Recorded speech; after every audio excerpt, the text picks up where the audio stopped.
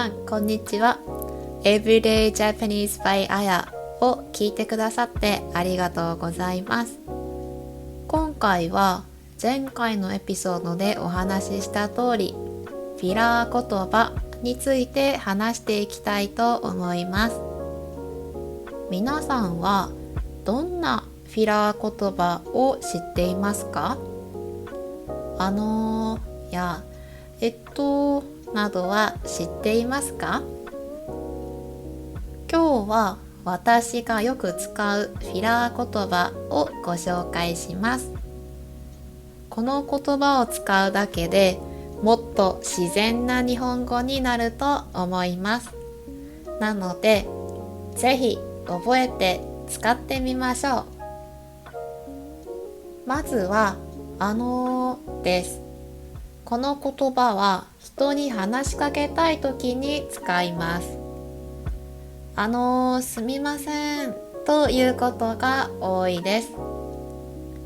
あとは何か言いたいものの名前が思い出せないときも使います。あれなんだっけとよく言います。次はです。これは言いたいことが思い出せないときに使います。また言うことを迷っているときにも使います。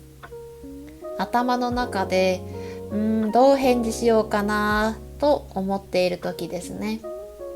そしても同じ意味で使います。でもはとてもカジュアルな印象があります。なので友達と話している時によく使います。お仕事なのではを使う方がいいと思います。私はそうですねということが多いです。ただ日本のビジネスシーンではフィラー言葉はあまり好かれません。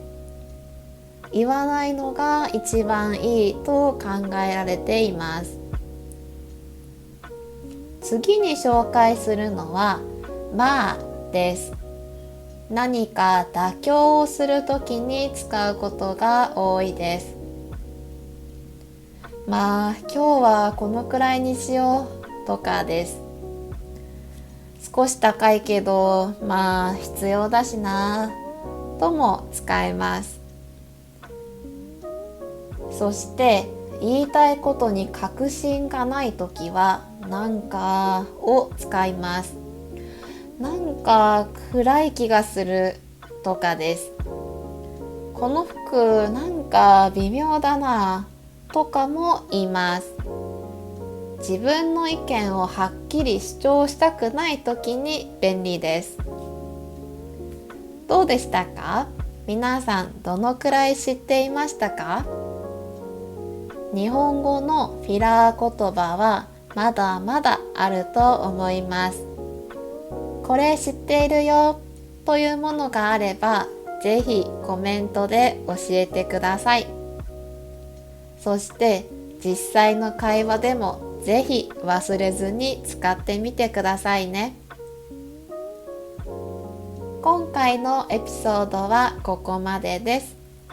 最後まで聞いてくださりありがとうございました。話してほしいテーマがある方はぜひコメントをしてくださいね。では次のエピソードでお会いしましょう。またね。